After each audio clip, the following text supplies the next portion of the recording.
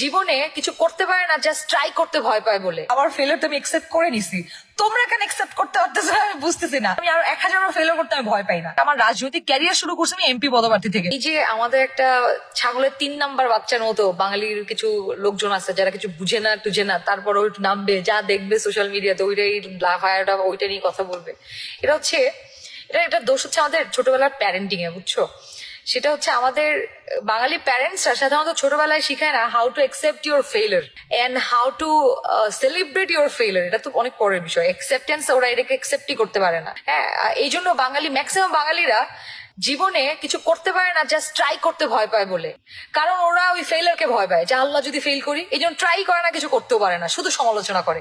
এছাড়া বাঙালির আর কোনো কাজে ম্যাক্সিমাম বাঙালির, হ্যাঁ, কারণ হচ্ছে ছোটবেলায় প্যারেন্টিং করে শিখাইছে কেমনে মানে ওরা ফেইলারটা অ্যাকসেপ্ট করতে পারে না। মানে ইটস ওকে, তুমি 100 বার ফেল করবা, still you try, keep trying, keep trying. তো এই যে বিষয়টা, এটা আমাদের ছোটবেলায় প্যারেন্টস ঠিক করছে। প্যারেন্টস আবার কম্পারিজন করে, বুঝছো? এই যে ধরো তুমি পারো নাই, তোমার ক্লাসমেট পারছে, ওটাও তোমার বলবে যে এসা যে ওর পা ধোয়া পানি খা, তুই তো কিছু করতে পারলি না, আরে তোর কাজিন তো অনেক ভালো করতেছে। এই জন্য দেখো যে আত্মীয় স্বজন অন্য আত্মীয় স্বজনের কিছু ভালো দেখতে পারে না। কারণ কি? কারণ হচ্ছে ইনসিকিউর ফিল করে। কারণ প্যারেন্টস তো কম্পেয়ার করছে। প্যারেন্টস কিন্তু সেটা বলে নাই যে কাজিন ভালো করছে, চলো এটাকে সেলিব্রেট করি, আল্লাহ আমার কলিগের মেয়ে এত ভালো রেজাল্ট করছে, চলো এটা সেলিব্রেট করি। আইসা কম্পেয়ার করছে, তোমাকে কম্পেয়ার করছে ভাবে যে আল্লাহ আমার কলিগের মেয়ে ভালো করছে, তুই তো পারলি না, পা ধোয়া পানি খুঁয়ে আয়। সো এই যে ইনসিকিউরিটিস আছে ছোটবেলায়, এই যে আমাদের বাঙালি হিসেবে, সেইটা আজকে প্রমাণ পাইলাম তোমাদের দেখে। ভাই আমার ফেলিয়ার তো আমি একসেপ্ট করে নিছি, তোমরা কেন একসেপ্ট করতে পারতেছো না আমি বুঝতেছি না।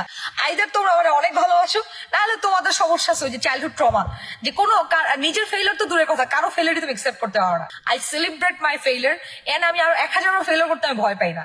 আমার পা থেকে মাথা পর্যন্ত সাহস। আই টোল্ড ইউ গাইজ, আমি আরো 200 বার ফেল করবো, আমি আর 200 বার ট্রাই করবো। এবং এটা it's just starting of my life. আমি তো ছোট মানুষ, মাত্র শুরু করলাম career.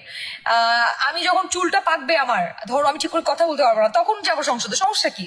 Just starting, no matter what, আমি এই সময় কাজ থামাবো না। সো হয়তো অফিসিয়ালি হয় নাই, কিন্তু আমি বিএনপির হয়েই কাজ করছি। সো এটা নিয়ে তো প্যারা খাওয়ার কিছু নাই। আমার কোনো এমন না যে আমি রাজনীতি করতে পারতেছি না, রাজনীতি তো শুরু করলাম মাত্র। আমি 1000 বার ট্রাই করবো, and this is my starting, just starting.